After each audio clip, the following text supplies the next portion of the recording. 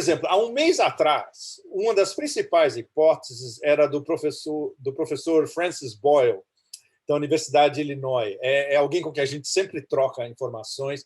E ele foi quem codificou o Bioweapon Act americano, que foi aprovado pelo Bush pai até. Ou seja, o Boyle é um super especialista.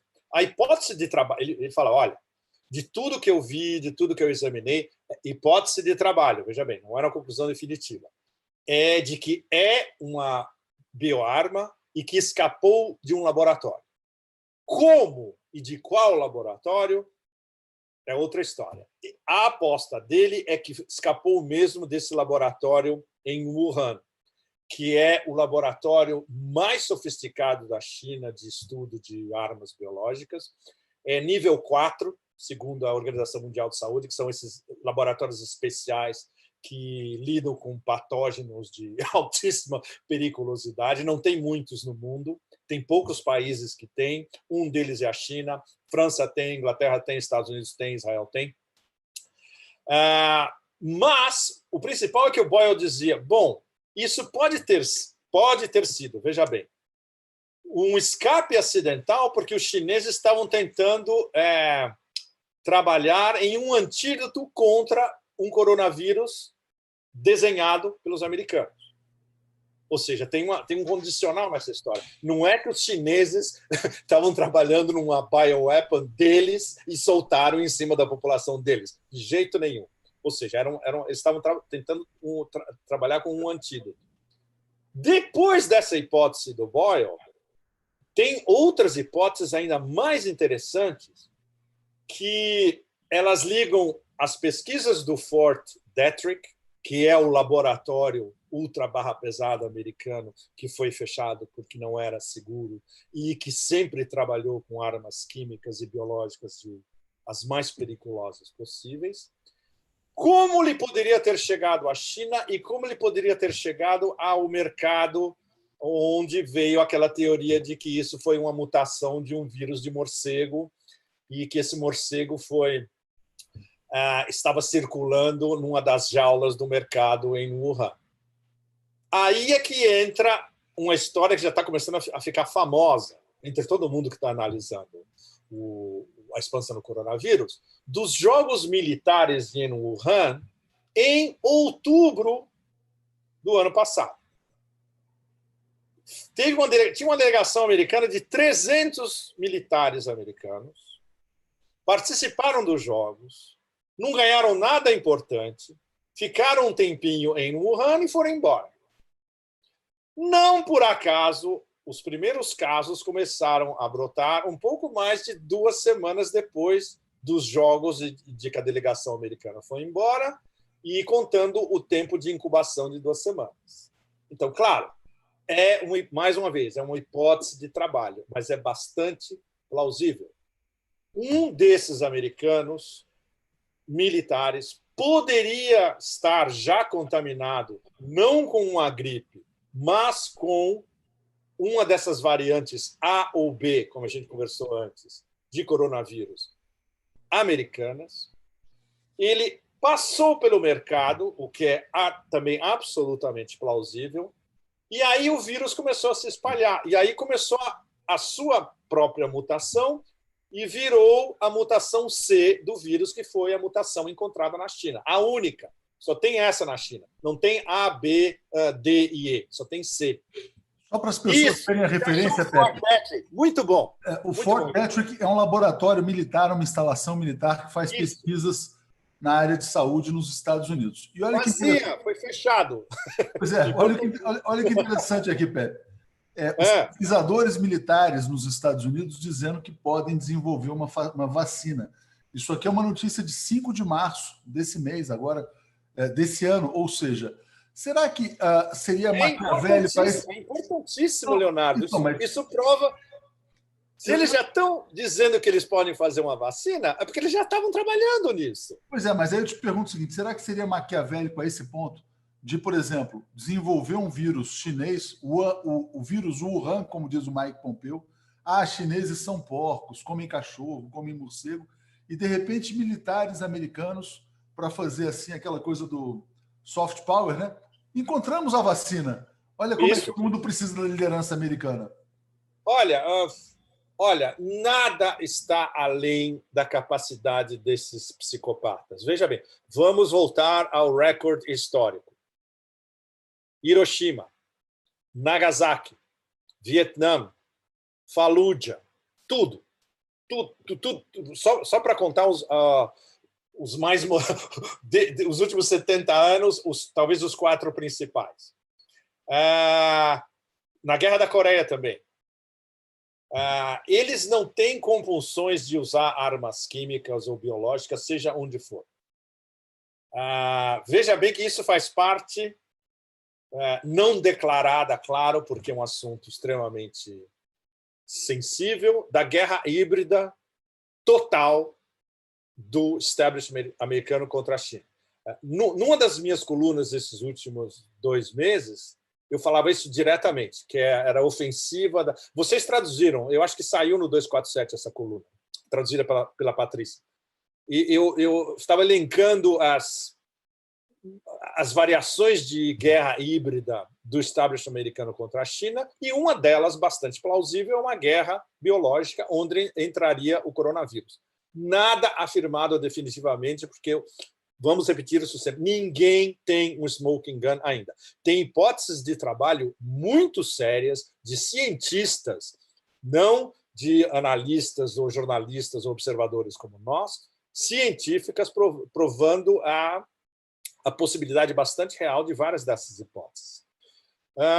Não estaria além, eu não vou dizer diretamente do governo, US government, mas de talvez facções do Pentágono ligados a desenvolvimento de guerras químicas e biológicas. Tudo é plausível. Isso não precisa ser feito diretamente. Pode ser feito por uma... Pode não. Tem que ser feito por uma agência especializada de altíssimo nível, mas pode ser uma facção, pode ser um fringe, pode ser um lateral. E tem que ter sempre o que a gente chama de plausible deniability, denegação plausível, né? Negação plausível. No caso, eles têm totalmente... imagina, é um mercado onde eles vendem morcegos na China, aquele povo sujo, etc. E tal. Veja bem, isso faz parte da narrativa oficial desde o começo. Martelada no mundo inteiro o tempo todo. E a culpa é dos chineses. Daqui a pouco vão começar a aparecer os filmes. A diferença, Leonardo, é uma coisa que tem me ocorrido nos últimos dias, e eu queria formalizar isso em mais detalhes depois. Existe um rumor bastante sério de que a inteligência chinesa e a inteligência iraniana têm provas de que isso é uma guerra bacteriológica iniciada pelos americanos. Mas eles não querem soltar isso em público. Eles vão usar mais tarde. A gente não sabe se isso é plausível. Eu tentei ir um pouco mais fundo e você bate num muro de cimento absoluto. Ninguém vai te dar um lead para uma história dessa, que é muito sensível. O que faz sentido, você conversando com geopolitólogos ou gente de think tanks chineses, por exemplo, eles falam: a China não reage como o Ocidente. Não tem essa gritaria, não tem anunciar de que nós vamos nos vingar, não tem soltar bomba e perguntar depois. Não. A gente aprende o que acontece, usa o que a gente aprendeu para nos defender, que foi a estratégia que eles usaram na contenção do coronavírus, e mais tarde, se a gente precisar usar isso ofensivamente, nós vamos usar, mas de uma maneira tão sutil que muito poucos vão perceber. E isso é um fenômeno cultural, Leonardo, é fundamental. O processamento cultural dessa noção ocidental de vingança na Ásia não tem nada a ver com o Ocidente. Não é a nossa tradição cultural, é de outra maneira, é muito sofisticada e não é de clash. Não são culturas de clash, são culturas de tentar achar um consenso, e mais tarde, se o clash for inevitável, aí entra o Sun Tzu. Você vai desequilibrar o adversário baseado na força dele quando ele vai te atacar. Interessante, a gente pode estar chegando a esse ponto, Pepe. O Mauro está dizendo o seguinte: o Covid foi uma bala atirada na China que acertou em cheio os Estados Unidos e sua deficiente economia. Recessão global. É muito boa imagem. Exatamente. Muito boa imagem. E ele lembra aqui, olha, que o Irã falou que os Estados Unidos criaram o vírus. Membros de alta patente do Irã morreram. Né? E te pergunta não, o gabinete do Khamenei, Leonardo, tem gente contaminada no gabinete dele. Não é só general do IRGC. É impressionante isso. Ou seja, isso dá margem para... Você pode chamar de teoria conspiratória, seja o que for, mas que dá margem para uma teoria conspiratória, mas é ciblado em cima. Sabe? Não é o mercado inteirano e Isfahan. Não, é o gabinete do líder supremo. Uau! Exatamente. O general do IRGC que falou isso, veja bem, vamos fazer uma comparação com o assassinato do Soleimani.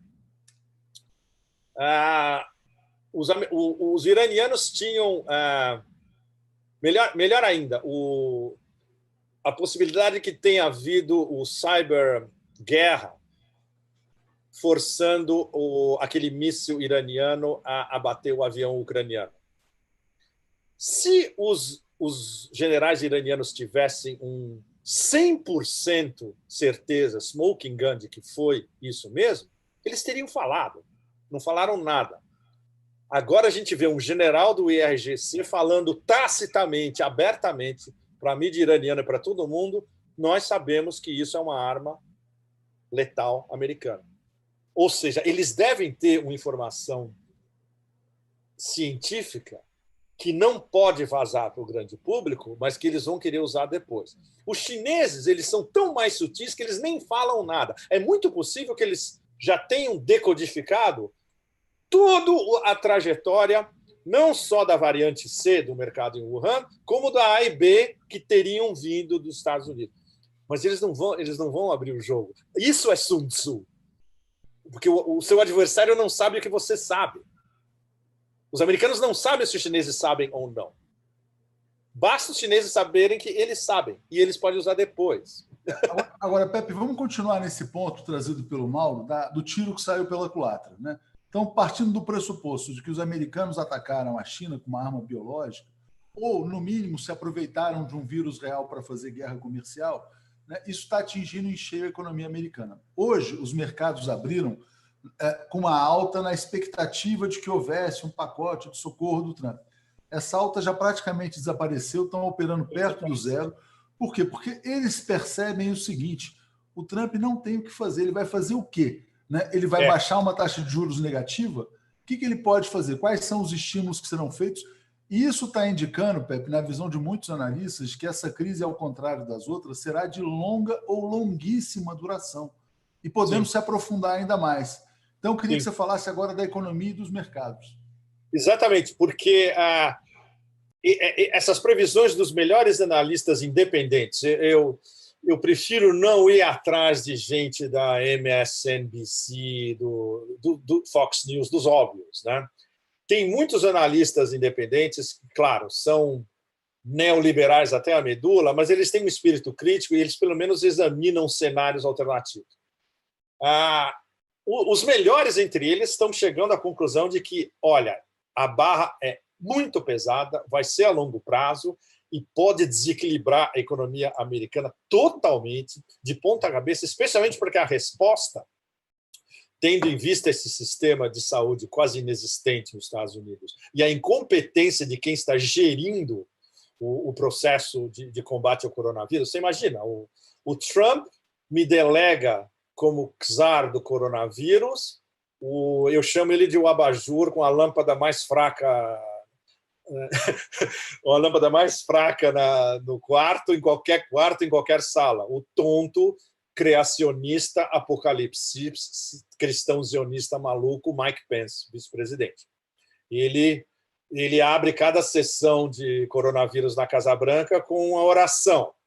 Eles estão achando que eles vão rezar para Deus e Deus vai jogar o coronavírus na sarjeta. Ou seja, compara isso com o estado de guerra popular, como eles mesmos definiram, que os chineses instauraram desde o começo, assim que eles se houve aquele primeiro momento na China onde não tinha chegado até lá em cima, até o Politburo, que isso era uma crise gravíssima. Na hora que chegou, eles lançaram aquela maquinaria infernal e a gente viu o que aconteceu no último mês e meio. Custe o que custar. E está custando para a economia chinesa um negócio ainda incalculável. Eles vão ter que soltar pacotes de estímulo esse ano, vai ter crescimento negativo nesse primeiro trimestre, talvez ainda no segundo trimestre, mas a partir do segundo semestre vai voltar a crescer. Já tem previsões de que a economia chinesa vai começar a crescer a 15% no segundo semestre. Claro, eles vão ter que recuperar todo o terreno e o resto do planeta precisa do que eles fabricam. Né? E vai ter muita coisa represada, né, Pepe? Eu estava vendo em fevereiro as vendas de celulares na China caíram 50%. A Apple está parando de produzir, não tem componente para produzir. Mas olha que loucura, Leonardo. Hoje eu estava reconfirmando isso. A Huawei está abrindo uma loja fabulosa em Paris e adivinha o que vai acontecer dia 20 de março, o que é? Daqui a 10 dias. Eles vão lançar a nova linha mundial em Paris do P40 e do P40 Pro. Que são os telefones celulares mais sofisticados do planeta. Ou seja, eles estão anunciando também a Huawei, we're back in business, e tudo. Vocês querem um telefone novo, o melhor do mundo? Vem aqui, já vai ter. Ou seja, isso é mais um sinal de que, não, vamos adiar para o segundo semestre. Não. Ou seja, os chineses já começaram a mandar os sinais de que estamos voltando. Voltando ao que a gente conversou antes, a gente não sabe a cadeia inteira quanto tempo vai precisar voltar ao normal.